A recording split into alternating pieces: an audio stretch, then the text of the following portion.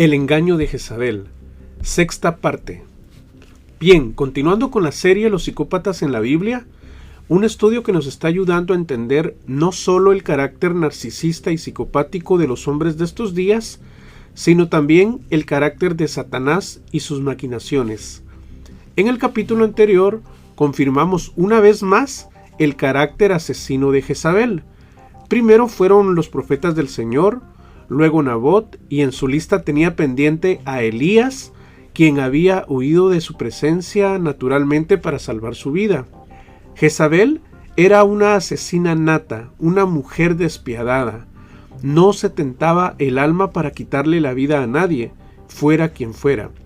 Después que Nabot se negó a venderle la viña al rey, Jezabel se comprometió, subrayen esta palabra, se comprometió a dársela, y para ello maquinó un plan traicionero. Escribió cartas a nombre del rey, las selló y las envió a las autoridades de la ciudad. Se puso la máscara de espiritual, proclamando ayuno, todo con el fin de acusar de blasfemia a un hombre inocente. La acusación era grave de tal manera que lo capturaron y ya afuera de la ciudad lo apedrearon hasta matarlo, dice el relato. Uno de los principios o enseñanzas que nos revela esta triste historia y que debes tomar en cuenta es que cuando el psicópata narcisista se compromete a hacer lo malo en contra de alguien, es porque lo hará. Nunca menosprecies una decisión, una promesa o un compromiso de un narcisista. Cuando dice que lo hará, es porque lo hará. La narcisista ex solía amenazarme luego de vanas discusiones de que algún día iba a tomar el valor de agarrar sus cosas y dejarme solo. En realidad lo que había en el corazón de ella era resentimiento y venganza. Ella me amenazaba con la idea de matarme emocionalmente dejándome, porque ojo, matar a alguien no solamente es hacerlo desde el sentido estrictamente físico, con una pistola o un arma blanca. Las palabras hirientes y las acciones también son otras formas de matar, también son otro tipo de armas para hacerle daño a alguien. El descarte es una forma violenta de abandonar una relación, digna de un delincuente, pues este acto de abandono, el narcisista o la narcisista lo realiza con premeditación, alevosía y ventaja, para destruir emocional y psicológicamente a su pareja. Es la excusa perfecta para comenzar otra relación sin culpa ni remordimiento. Jezabel es sin duda el prototipo del narcisista clásico que consigue lo que quiere pero a expensas de otro. Y no le importa quién sea, no le importa si eres pareja, hijo, hermano, padre, madre, no le importa nada, no le importa cuánto tiempo hayas compartido con esa persona, no le importa cuánto hayas invertido por él o ella. El narcisista, cuando se encapricha con algo, no descansará hasta conseguirlo. Todo lo contrario a la persona de Jesús, que en vez de despojar a otros, se dio a sí mismo por nosotros. Al sacrificar su vida por los pecados del mundo, nos dio el tesoro invaluable de la vida y la salvación. Luego que Ahab tomó posesión de aquella viña tras el asesinato de Nabot, dice el relato, pongan atención, que la palabra del Señor vino a Elías y le dijo: ve con el rey y dile lo siguiente: así ha dicho el Señor, ¿no es verdad que asesinaste a Nabot para quitarle lo que era suyo? Pues así ha dicho el Señor, en el mismo lugar donde los perros lamieron la sangre de Nabot, lamerán también tu propia sangre. Esto me llama mucho la atención en primer lugar, porque si bien Ahab triunfó con Jezabel después de haber matado a Nabot, Dios tenía la última palabra. Y en segundo lugar me llama la atención que Dios llegó con Ahab y no con Jezabel a pedirle cuentas de la muerte de este hombre. Cosa similar ocurrió en el huerto del Edén. Dios buscó a Adán cuando fue Eva la que pecó comiendo el fruto prohibido. Creo que el Espíritu Santo nos está haciendo ver a nosotros los varones como responsables de nuestro matrimonio, al mismo tiempo a no ser como Acab, como dice el versículo 25 de este capítulo, que incitado por su mujer, se entregó a hacer lo malo y a los ojos del Señor. Realmente este es un mensaje difícil de comunicarlo porque puede ser malentendido y yo puedo ser malinterpretado. Por si acaso vuelvo a repetirlo, este espíritu demoníaco de Jezabel puede controlar a hombres y mujeres. En las relaciones de pareja controla a los dos, es decir, para que este espíritu tenga éxito, necesitará de un espíritu de Acab. Necesitamos entender esto. El ser humano es espiritual por defecto. Dice Eclesiastés 3:11 que Dios ha puesto la eternidad en el corazón de los hombres. Por lo tanto, las relaciones de pareja, el matrimonio, el sexo, son también asuntos espirituales. Terminemos de escudriñar el final de este relato. Leamos el versículo 20. Estoy leyendo la versión Reina Valera contemporánea. Pero Ahab le replicó a Elías: al final me has encontrado, enemigo mío. Y Elías respondió: te he encontrado porque te has hecho esclavo de la maldad en la presencia misma del Señor. Hagamos acá una pausa. ¿Y de aquí a dónde Elías era enemigo del rey? Las y los narcisistas suelen usar calificativos despectivos para referirse a alguien, y esto solo refleja el orgullo de su corazón. Acab estaba viendo el problema de su reinado y de la desgracia de Israel solamente desde su perspectiva. Acab, contaminado por la influencia de Jezabel y el imperio fenicio con sus prácticas abominables de idolatría, sumado al deleite de las mieles del poder y su ambición, no le permitían ver más allá de sus narices el verdadero problema. Elías era un siervo fiel que Dios usaba para hablar a tiempo y fuera de tiempo. Él, o sea Ahab, no se daba cuenta que su verdadera enemiga era su propia esposa, Jezabel, pero como ella lo dominaba y lo tenía hechizado, era más fácil ver al siervo de Dios como el enemigo. Así sucedió con Saúl. Extrañamente miraba a David como su enemigo, ¿se recuerdan? Y algo sucede también así con nosotros los que hemos compartido nuestra vida con psicópatas narcisistas. Extraña y misteriosamente no nos damos cuenta que el enemigo más acérrimo y peligroso es justamente el que teníamos a nuestro lado, es decir, a nuestra novia o a nuestra esposa, a nuestro novio o nuestra novia. De hecho, el título de mi libro es una analogía del título de aquella película que se llama Durmiendo con el enemigo. Bueno, yo lo titulé Durmiendo con Jezabel. Sigamos escudriñando este versículo. Cuando Elías le respondió, dijo: te he encontrado porque te has hecho esclavo de la maldad. La versión Reina Valera 1960 dice: te has vendido a hacer lo malo. La Biblia hispanoamericana dice: has ofendido al Señor con tus acciones. En otras palabras, como dice Clark, un comentarista bíblico, Satanás se había convertido en su amo absoluto y Ahab en su esclavo incondicional. No solo se había hecho ya esclavo del poder y la ambición, sino de la tristeza y el enojo, como lo vimos en los versículos pasados, de obrar mal porque en su pasividad toleró las abominaciones y los horrores de su esposa Jezabel. ¿Quién es un esclavo de la maldad? Bueno, de acuerdo a este relato puede ser también una persona sin carácter, alguien que actúa como un niño necio y malcriado, que hace pucheros y vive todo el tiempo quejándose de todo, que no pone orden en su casa. Clark dice más adelante en sus comentarios: pobre alma, él era señor sobre 10/12 de la tierra y se hizo miserable debido a que no pudo obtener el viñedo del hombre pobre hacia todo lo que poseía. ¿Se recuerdan que Elías fue abatido emocional y espiritualmente por la influencia de Jezabel? Bueno, aquí estamos viendo el perfil de dos hombres, uno que supo levantarse y otro que no. Elías hizo lo que pocos hombres se atrevieron en su momento, de levantarse de nuevo con valentía e ir a confrontar al rey y acusarlo a él y a su mujer, porque de seguro Jezabel estaba con él a su lado. Los acusó a ambos de asesinato y hurto de la tierra de Nabot. Ahab había sido el beneficiario de aquel crimen.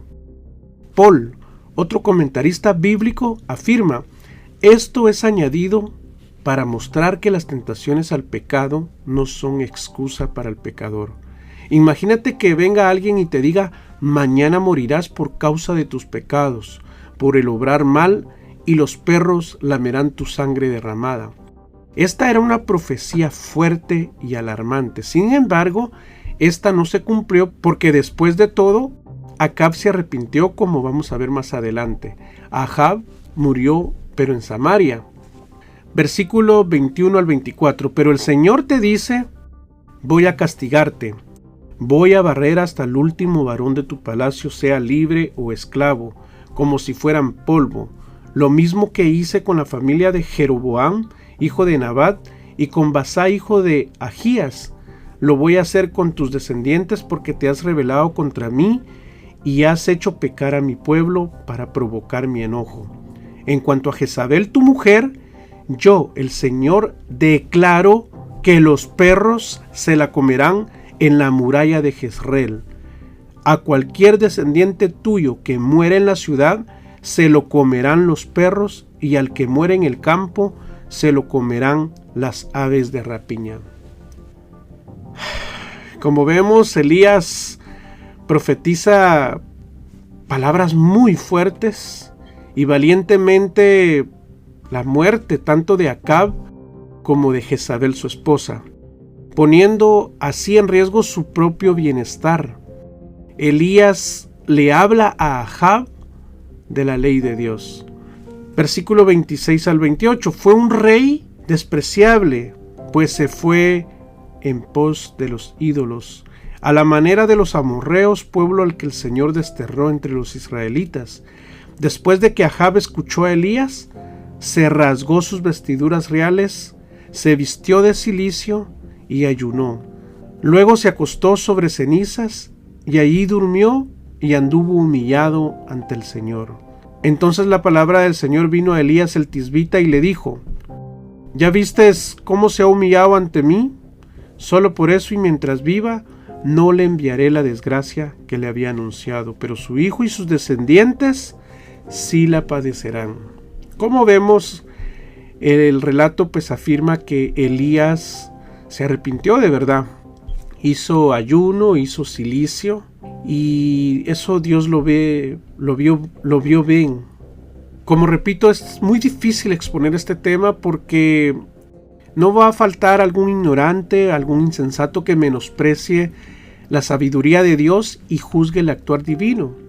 Estas enseñanzas se han de discernir en el espíritu, de lo contrario serán solamente comentarios de humanos imperfectos con una mente o un intelectualismo caído. ¿Cómo un Dios de amor puede proclamar tanta severidad?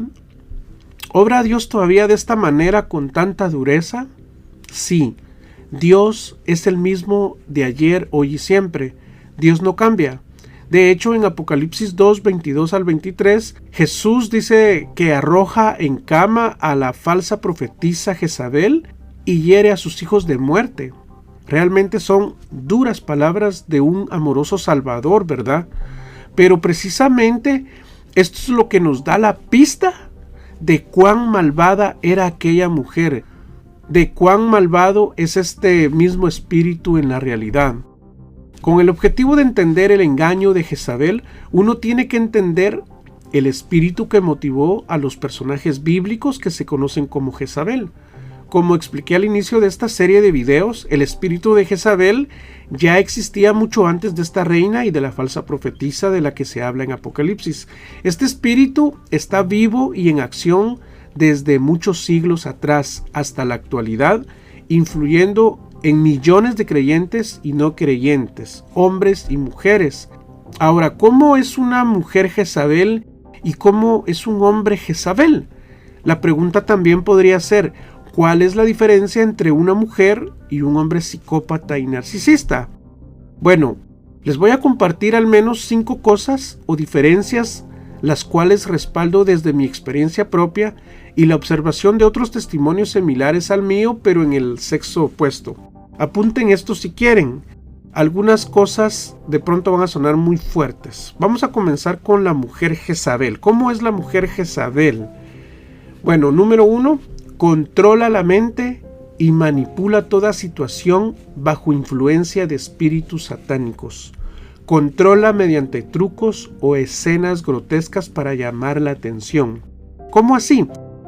Por ejemplo, va a fingir un dolor de cabeza en una cena, un desmayo en público, o va a llorar en una reunión haciendo un drama para llamar la atención o simplemente para ser el centro de atención. El engaño, la mentira y la apariencia es algo natural en ella.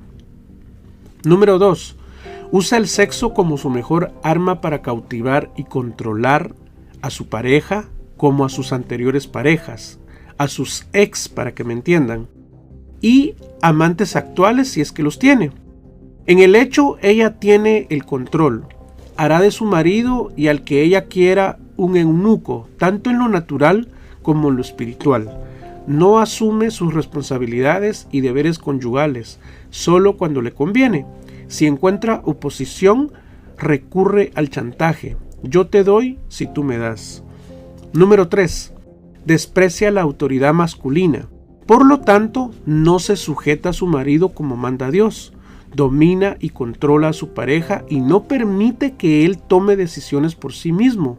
Ella se coloca en rango sobre él.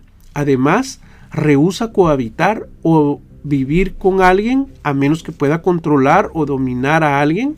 Al mismo tiempo, a esa mujer le gusta coquetear a los hombres y sentirse admirada por ellos. Esta clase de mujer suele ponerse la máscara de víctima del sistema y víctima de todo. Esa mujer es normalmente aquella que está presente en los movimientos feministas y que levantan la bandera de la violencia de género, la igualdad, la inclusión, la diversidad. Bueno, todas estas ideas y ese actuar tienen un trasfondo simple y llanamente demoníaco. Número 4. Es ambiciosa y ama el dinero, pero no le gusta trabajar. Y si trabaja, busca la manera de facilitarse el trabajo manipulando y usando a otros, o lo hace para ascender a un puesto mayor. Además, le gustan los lujos y la comodidad. Le gusta el dinero fácil y cuando se le complica recurre a la seducción y al sexo para obtener lo que quiere. En sus prioridades están siempre hombres con un estatus económico, profesional y social mayor. Además, es gastona y es tacaña. Número 5. La mujer Jezabel tiene muchas inseguridades y un vacío profundo de llenar. Por lo mismo llama la atención de muchas maneras. De pronto habla con mucha pasividad, pero de pronto explota y luego argumenta. Tiene una respuesta para todo. Es decir, con el poder de su palabra, argumenta mediante la ensalada de palabras para confundir o desviar temas importantes. Menosprecia las opiniones de otros, destruye y asesina. Es vengativa y traicionera. Hace que el hombre se haga enemigo de sus amistades y familia. En secreto insta o incita a hacer el mal a su cónyuge y luego se esconde detrás de él. Es muy dada a la falsa espiritualidad, la profecía, las revelaciones, los sueños, pero en realidad lo que busca es poder. Ahora miremos el perfil de un hombre Jezabel, o sea, de un hombre psicópata narcisista. Tiene casi las mismas características que la mujer Jezabel. Número 1. Manipula, incita, controla el medio donde está y extiende un dominio paralizante sobre los demás. Y como la mente del varón es diferente al de la mujer, este puede llegar a ser más implacable, perverso y destructivo que una mujer. Sofoca a la mujer manteniéndola cerca de él para saber con quién habla, qué piensa. Él tiene que saber en todo momento lo que ella hace y dónde está. Número 2. Amenaza e intimida.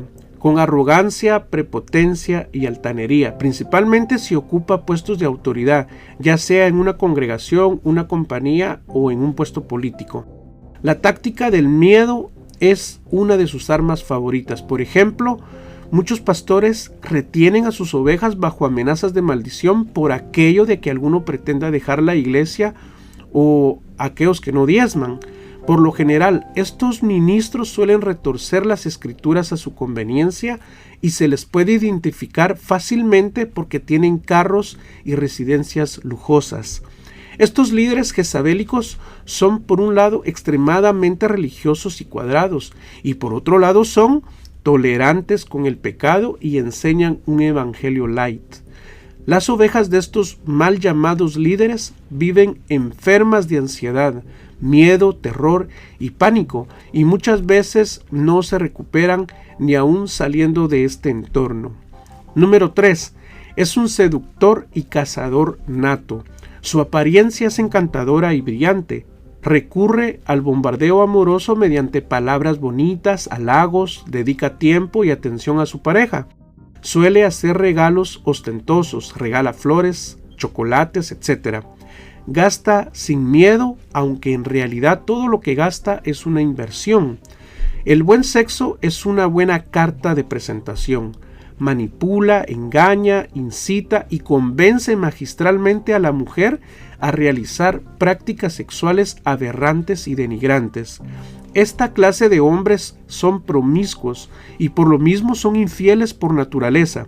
Están involucrados en la inmundicia sexual, prostitución, relaciones gay, pornografía, etc. Todos, y yo me incluyo, todos, hombres y mujeres que hemos estado en relaciones con narcisistas, ciertamente quedamos inmundos mediante el sexo con esta gente. Por ello es tan importante el arrepentimiento y el perdón de Dios, purificarnos y vivir en santidad lo más que se pueda humanamente posible. Número 4. Abusa física, emocional, psicológica y espiritualmente, ya sea en lo privado como en público. Además, suele celar a su pareja y la avergüenza cada vez que puede. Después de los abusos físicos y verbales, le da regalos, saliendo así a la luz su compasión falsa, humildad falsa y espiritualidad falsa. Si le confrontas, es decir, si le haces ver sus errores, si le hablas con la verdad y con objetividad, puede explotar con ira. Este es el perfil clásico de un hombre abusador que ejerce la violencia intrafamiliar. Número 5. Es un hombre inseguro en distintas áreas de su vida. Además, le corroe la envidia y celos. Son personas amargadas e infelices. Suelen refugiarse también en los ambientes espirituales con el fin de buscar mujeres, dinero, poder, un lugar donde puedan controlar a otros. Buscan la compasión y la lástima de los demás cuando bien saben que es por ahí donde pueden controlar y manipular. Usan la autoconmiseración y hasta inventan enfermedades para conseguir sus objetivos. Tiene una rebeldía encubierta contra figuras de autoridad. Indefectiblemente esta clase de hombres Jezabel tienen un historial de rechazo, abandono, odio o falta de perdón en su pasado. No se someten a ninguna autoridad.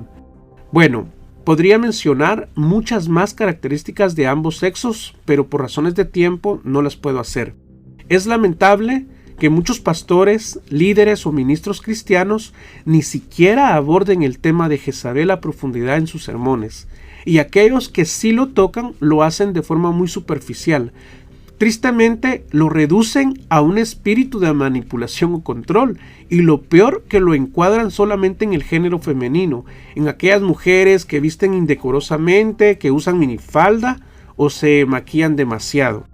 Yo mismo reconozco, yo no sabía tanto de este tema a lo largo de mi vida cristiana. Había oído de Jezabel, pero no sabía las profundidades de este personaje. Hasta que tuve la triste experiencia de convivir con una mujer psicópata narcisista. En mi libro relato cómo fue esa experiencia y cómo Dios me fue mostrando todo esto que les estoy compartiendo a través de estos audios y videos. Muchas de estas cosas vinieron a mí por revelación y esto lo digo con mucho temor y temblor. Recuerdo que había un fuego en mí por escribir mi testimonio, un fuego que me hizo pasar horas sentado a la computadora. Asombrosamente me recordaba exactamente de los sucesos que viví con aquella mujer Jezabel. Todo fue cobrando sentido y cada vez me liberaba de su influencia mediante el ejercicio de la escritura. Dios me sanó instantánea y completamente. Pero lo más asombroso es que cuando alcé la voz y anuncié la publicación de este libro, encontré amigos y por supuesto detractores. Ha habido oposición.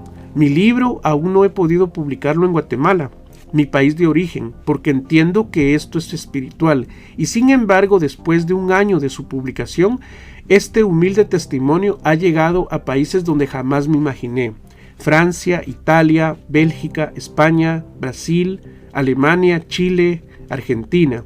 Y bueno, no digo esto para jactarme, la gloria y honra sean para Dios. Sé y estoy seguro que es una lectura, así como estos contenidos de audio y video que son de ayuda para algunos.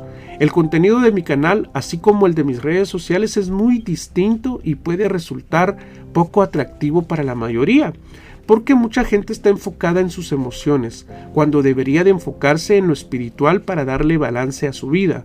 Muchos quieren sanarse pero no quieren pagar el precio. Quieren sanarse pero no quieren dejar las pasiones de la carne y los deleites de este mundo. Quieren oír una palabra ajustada a su medida y eso no es posible. Prefieren seguir engañadas oyendo la palabra de psicólogos, gurús, chamanes y maestros espirituales de trasfondo nuevaerista, porque claro, ellos no usan palabras como pecado, salvación, arrepentimiento, etc. ¿Quieres sanarte? Bueno, arrepiéntete y entrégale tu vida a Cristo. Es así de sencillo. Aquel ángel que se le presentó a Elías en el capítulo 19, lo vamos a ver, luego de haber caído en depresión y hasta con ganas de que Dios le quitara la vida, le dijo: levántate y come. Te pregunto, ¿qué estás comiendo? ¿De qué te estás alimentando? Levántate y come, le volvió a decir, que todavía tienes un largo camino por recorrer. El versículo 8 dice que Elías comió y bebió y recuperó sus fuerzas. La primera vez que comió y bebió, se volvió a dormir. La segunda vez se refugió en una cueva y ahí el Señor le dijo de nuevo: ¿qué haces aquí, Elías? Como quien dice: ¿aún sigues deprimido? ¿Sigues ahí en ese cassette dándole vueltas al asunto?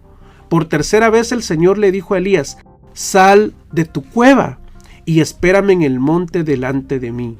El Señor te dice hoy: tu recuperación llevará un proceso, pero será temporal. Así que come este pan y sal de tu cueva. Si tienes fe y crees estas palabras, te las apropias y las haces tuyas, solo así entonces comenzará tu sanidad.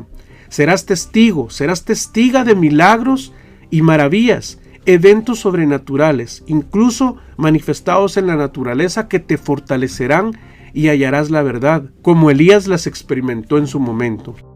Como esto se trata de un proceso, habrán momentos en que te vas a sentir de nuevo abatido emocional, psicológica y espiritualmente, pero recuerda, es temporal. De hecho, así sucede luego del abuso narcisista, durante el proceso de recuperación. Así lo viví yo. Algunas veces me sentía seguro que había avanzado en mi proceso, pero de repente me desplomaba y sentía que tenía que comenzar de cero. Me convencía que no había avanzado nada y la voz del enemigo me susurraba que no lo iba a lograr. Y bueno, ¿qué pasaba? Me volvía a dormir y me volvía a meter a mi cueva mientras que el Señor, insistiéndome, venía y me decía: ¿qué haces aquí? Vamos, levántate, come, sal de tu cueva. Y de nuevo me sentía muy bien. Era Dios trabajando en mí, en mi sanidad integral. No es que ya lo haya alcanzado todo. Sigo siendo humano, con debilidades en todo sentido, pero vamos avanzando, creyéndole a Dios cada día, confiando y alimentándome de su preciosa palabra. Dice Proverbios 3, del 7 al 8, no seas sabio en tu propia opinión, teme a Jehová y apártate del mal, porque será medicina a tu cuerpo y refrigerio para tus huesos. Tercera de Juan 1:2 dice: amado, yo deseo que seas prosperado en todas las cosas y que tengas salud, así como prospera tu alma. Salmo 147:3: el Señor sana a los quebrantados de corazón y venda sus heridas. Y bueno, ya para ir cerrando este episodio, volvamos al capítulo 19 y leamos para terminar el versículo 15 al 18. El Señor le dijo: regresa por donde viniste y ve por el desierto camino a Damasco. Cuando llegues allá, busca a Hazael y úngelo como rey de Siria. Versículo 16.